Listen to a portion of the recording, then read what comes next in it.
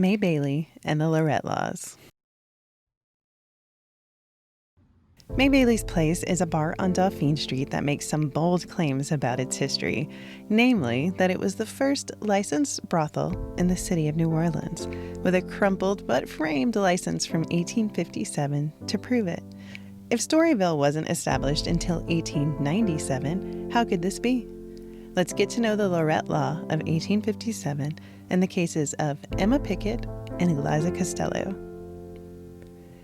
In a study about the adult live performance venues from 2016, the city explained how the laws of 1857 were about using zoning regulations to regulate sex work, a necessary evil. Quote, in 1857, the City Council passed Lorette Ordinances 3267 and 3428, one of which restricted the sex trade by taxing, in certain areas, prostitutes $100 and brothel keepers $250 annually. By 1859, the ordinance was found unconstitutional by the Louisiana Supreme Court on licensing technicalities. However, over the next 40 years, city leaders passed 8 versions of the Lorette Law, ultimately limiting the spatial boundary of the Vice District to a total of 19 blocks made up of Storyville and the Uptown District areas.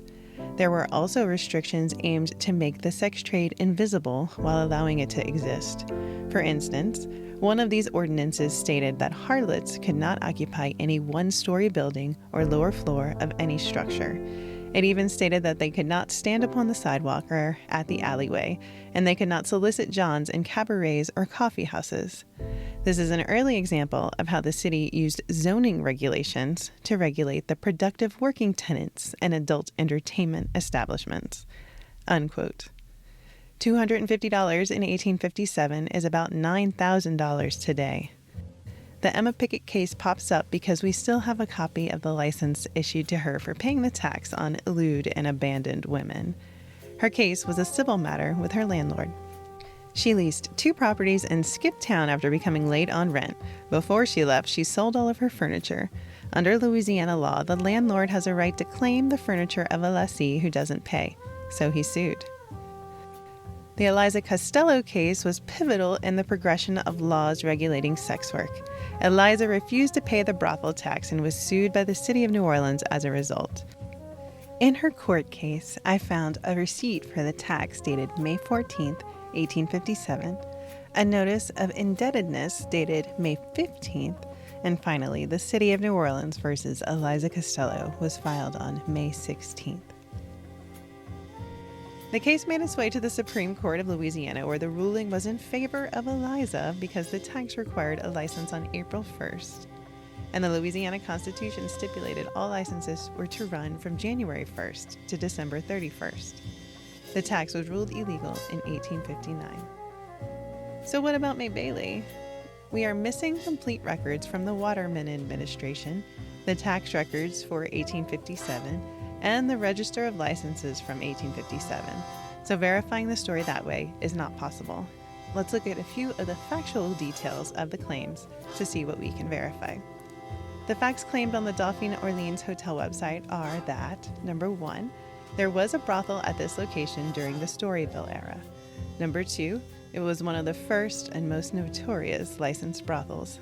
Number 3, May Baily owned the property. Number 4, a room in the bar was where the brothel was located.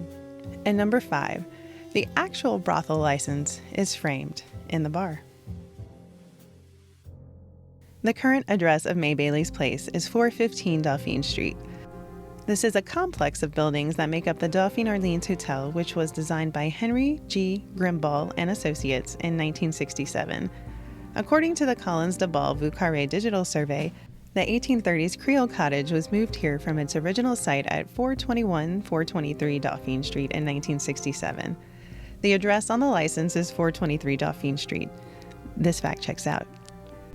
The date on the license at May Baily's is May 30th, 1857.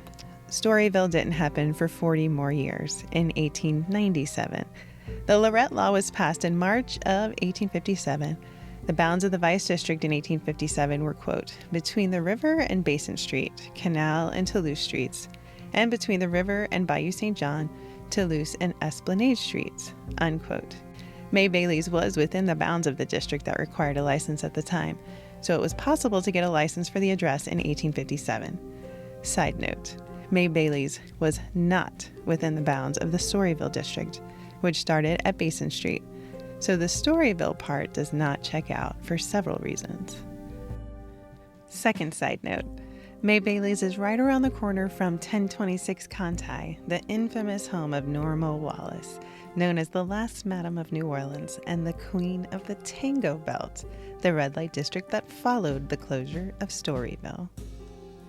One of the first also seems unlikely as it has number 19 on it. Further, between April and May of 1857, there are lots of mentions in the paper about women arrested for not paying the tax. So they were certainly collecting that tax and issuing licenses.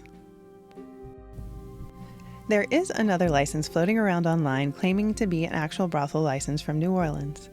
The origin seemed to be a post on Twitter from 2017 by James Karst, who is the communications director for the Coalition to Restore Coastal Louisiana and a former editor for the Times-Picayune. I emailed him to learn his source for the license, but I haven't heard back yet. I found an image of the same license in Herbert Asbury's book, The French Quarter, An Informal History of the New Orleans Underworld, but Herbert didn't cite his source either. This license is number 17 and is issued to Emma Pickett, our hero from the case mentioned before about rent. This license is dated May 22, 1857, a few days before the Baily license. It was also seemingly verified by New Orleans Magazine in a May 2024 issue. The author explained that the license for Emma Pickett is one of the only things remaining from the administration of Charles M. Waterman, the only mayor removed from office in New Orleans, who later went missing. May Baily doesn't appear in the record so far in my research. I also searched for Baily spelled other ways to see if there was another location possible for her licensed brothel. I found a few other Baileys, but none seemed to be our May. The closest I found was Martha Baily, who owned 1022 Toulouse. May could be a nickname for Martha. May Baily could also be an assumed name. The owner of 423 Dauphine in 1857 was Laurent Felix Colombe, who inherited the property from his wife, Marie Corley Vincent Colombe, in 1853. She acquired the property in 1844. It passed via succession to Jean-Baptiste Pitalugo in 1864, so May did not own this property. Brothels were commonly leased in this era, though. Emma Pickett rented the location where her license was issued, so maybe May fudged a little in her story, but was really just a tenant. The 1857 restrictions on brothels included the first floor, as in, it was illegal to have a brothel in a one-story building or in the lower floor of any house or building within the Vice District. The descriptions of the property from the 19th century do not include a second story. From the Vieux Carré Digital Survey, quote, "In 1842, when it was sold again, the dwelling is described as being a house of wood and brick between posts, which has been newly repaired, a brick kitchen and a large wooden building with rooms for domestics, all of which are in a good state of repair. Whether the old two-room house was remodeled when the building was being newly repaired, or the building described in 1842 was a different structure, it is difficult to say. From its appearance, we would judge this to be a second cottage on the site, built shortly after 1821, when it changed hands, perhaps 1825 to 1830. The chances are that the elderly Madame Laverne would not have rebuilt, but would have continued to use the older colonial cottage." From 1842 on, the house is described 4 times, and always as a house of wood and brick between posts, slated roofed, having 4 rooms and a gallery and cabinets. A kitchen of brick is consistently mentioned, and a building serving as quarters for domestics. Its career in the records continues uneventfully, turning over fairly frequently, until it was acquired by the Hartwell Company in 1919. This is a standard Creole cottage of its day, with 4 uniform openings, simply framed, a steep pitched roof opened with dormers that may perhaps have been added later. The house is elevated well off the ground, as seems to be common in older buildings on this street. Since this was, for many years, a modest community, if not something of a slum, it is unlikely that any great change has come upon this property since the cottage was first built." unquote. The accessory dwelling is described as having a second floor, and the home always seems to have an attic with rooms, so perhaps this was the second floor used. The hotel's suite on the second floor of the bar is sometimes advertised as the location of the brothel. Without a second floor, the location where May Baily's claims the brothel was located was not legally possible. Thus, there would be no license issued, and the final fact is left a question. There are a few references to this address during the Storyville years. In 1897, the address appears as one of the few homes infected with yellow fever. The victim was Mrs. F. F. Lang. Frederick F. Lang owned the home until 1905. He was a cigar maker, and his wife's name was Della. They had 2 daughters at the time, Marguerite and Henrietta. In 1900, it was the address of Dries and Geyser, who agreed to close for half-a-day holiday so that the workers could attend the opening of the state fair. Theobald Dries and Jean Geyser were fresco painters from Germany and Switzerland, respectively. Theobald appears in the Encyclopedia of New Orleans Artists as a fresco painter from Germany, active in New Orleans from 1897 until 1931. He died in New Orleans in 1936.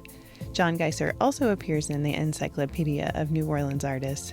He was active in New Orleans from 1898 through 1943 when he died. Quote, in 1918, Geyser was the contractor for decorating and painting the interior of St. Louis Cathedral, which included restoration of the murals.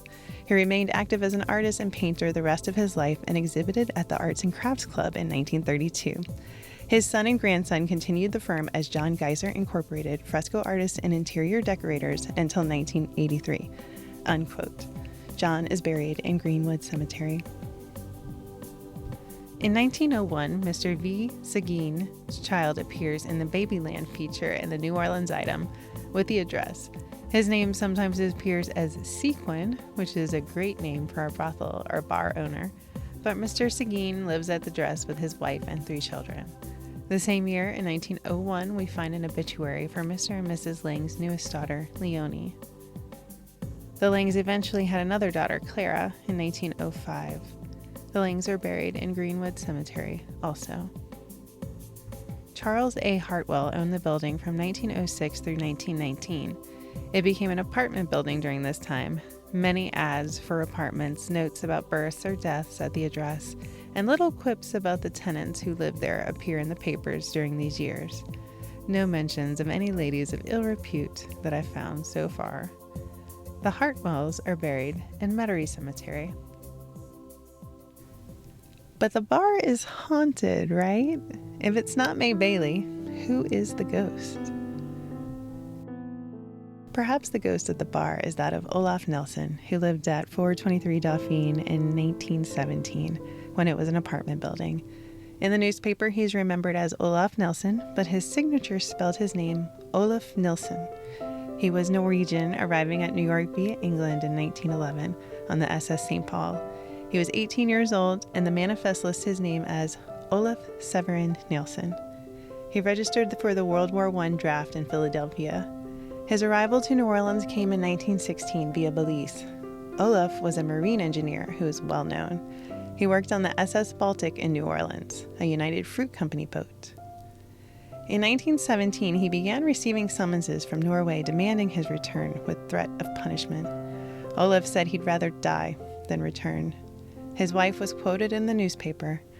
My husband received word some weeks ago from the Norwegian government calling on him to return to his native country to work as an expert seaman. Olaf was surprised and chagrined by the news. When he did not respond to the Norwegian request, he was called again. This worried my husband, and he seemed always in fear that he would be forced to return to Norway. Unquote.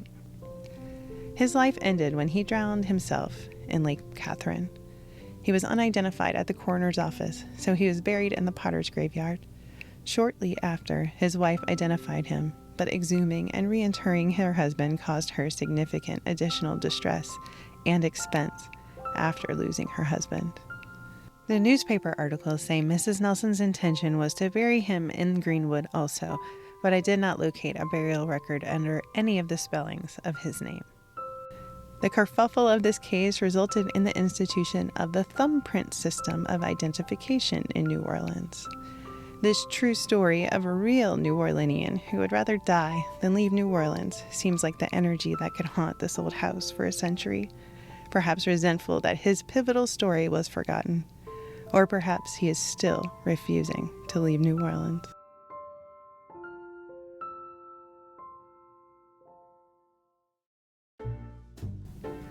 In 1919, C.C. Hartwell Company Limited, which was a plumbing manufacturer, takes over ownership. 423 Dauphine was the home of several accused sex workers after Storyville in 1937 and 1965. This seems to be the closest it got to being a brothel. In 1966, it was sold to the Bosworth Contracting Corporation, who had a 40-year lease with the Dauphine Orleans Hotel. 58 years later, the hotel still occupies the location. Permission to sell beer was requested in 1969. In a 1982 article about Buddy Stahl, he claimed that the first license issued to a house of ill repute was issued to 423 Dauphine Street and cost $300, but does not cite a source.